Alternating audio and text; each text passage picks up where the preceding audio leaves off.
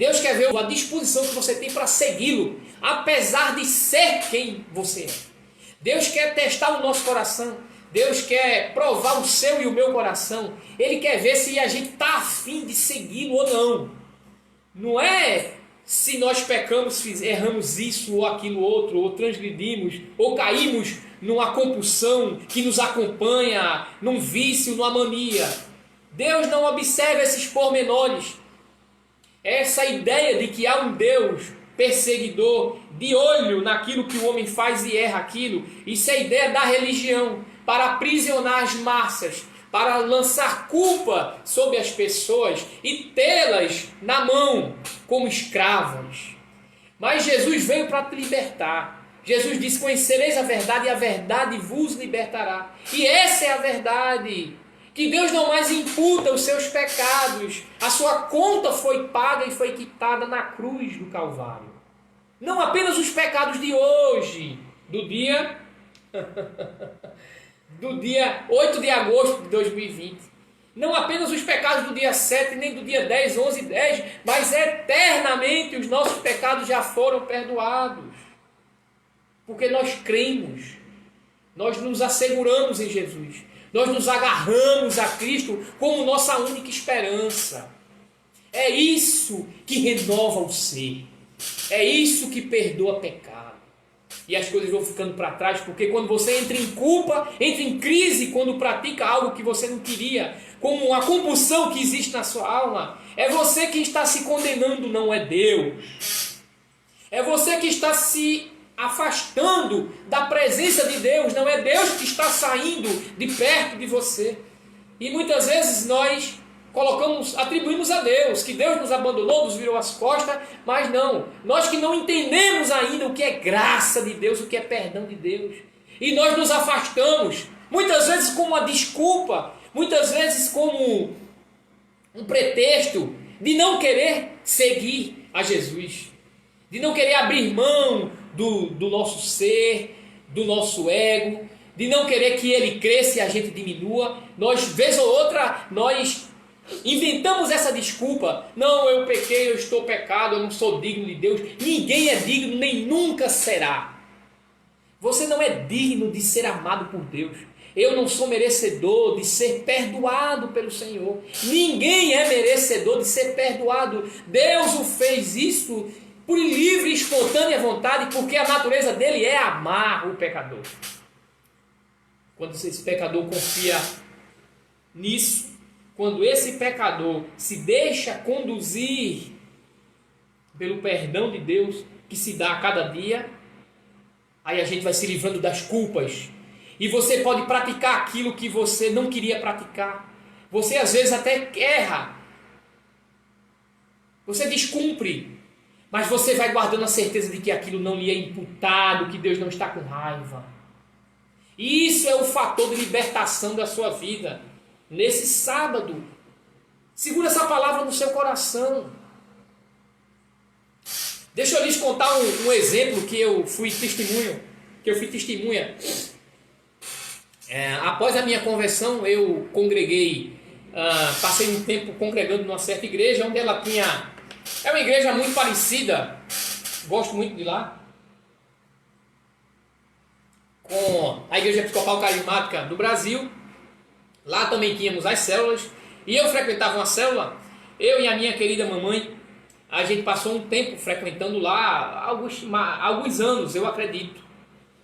E lá tinha um cidadão que chegava lá, era toda segunda-feira a célula.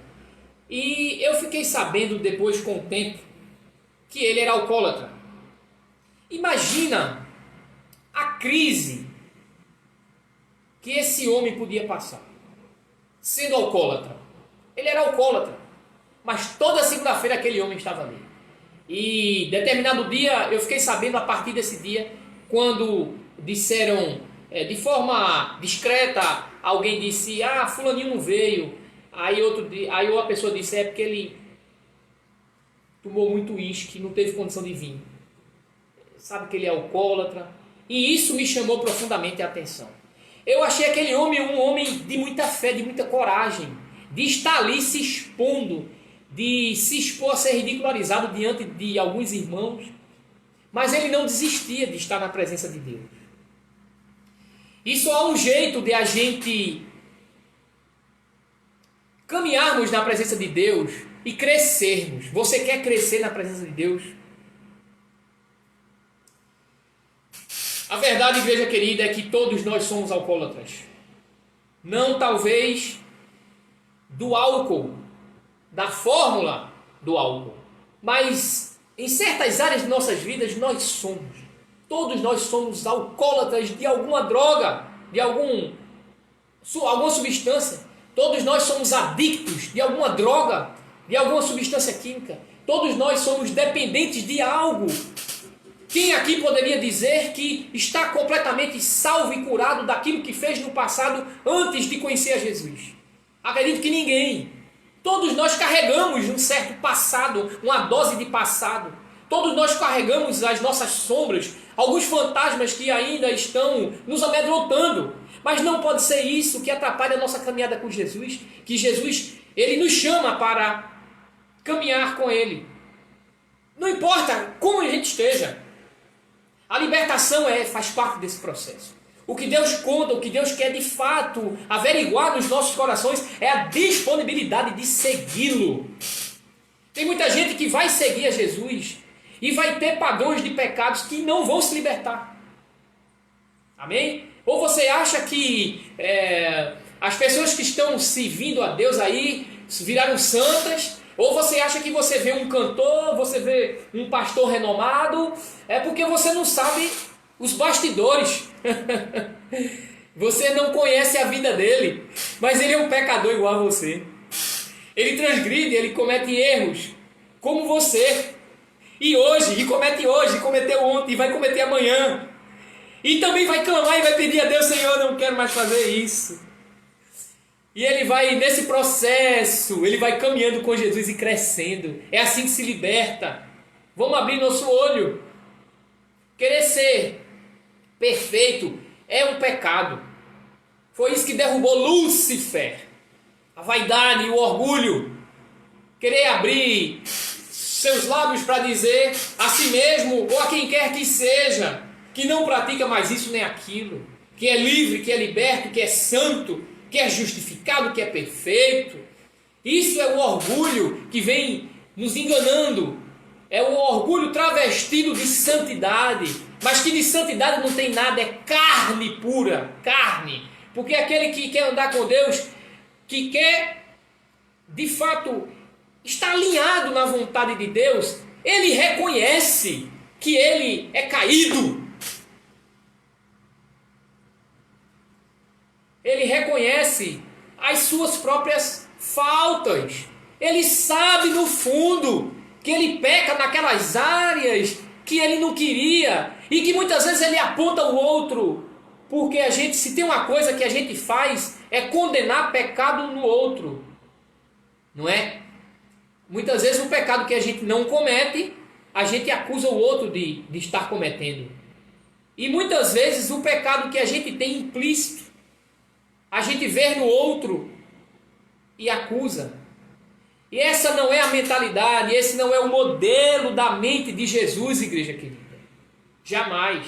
Se você quer se libertar a partir de hoje, seja lá do que for, seja do vício que for, seja do padrão pecaminoso que for, você comece a pensar assim como Jesus. Se veja como frágil. Você é frágil, você é caído. Apesar de estar justificado, apesar de ter sido perdoado, apesar de ser perdoado, apesar de futuramente vai continuar sendo perdoado, você não vai deixar de ser pecador. E Deus te quer assim. E é de você se não se aceitar, porque vai sofrer ao quadrado. Vai sofrer muito se quiser bancar o santinho. Vai sofrer muito se quiser bancar o certinho. Ninguém consegue se libertar plenamente. E muitas vezes o próprio Deus é quem permite um espinho na carne. Assim como fez com Paulo. Um ponto de resistência. um lugar de fragilidade, para que quando ele se envaidecesse, dissesse: eu me libertei, eu sou santo, eu estudo a Bíblia, eu oro, eu jejum. O apóstolo Paulo dizia: vinha como o espinho na carne, como Satanás que lhe esbofeteava para que ele acordasse, saísse desse estado de consciência alterado, voltasse ao chão, pisasse no chão e se enxergasse como pecador verdadeiro. Ninguém estará salvo, livre das falhas.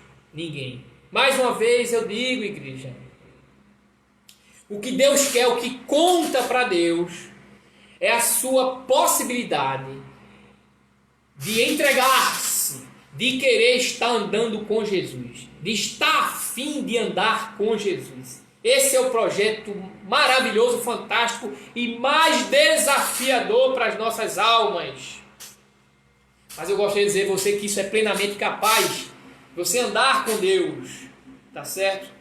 Então, já fechando essa mensagem, concluindo essa mensagem, quando a gente abre nossos olhos de que o perdão de Deus já nos foi imputado ontem, hoje e sempre, eternamente, e que apesar das nossas falhas, Deus vai continuar nos amando, e que não importa qual pecado a gente pratique, não importa qual pecado a gente pratique, não importa qual pecado você pratique, Deus vai continuar te chamando porque Ele te amou desde a eternidade. Amém?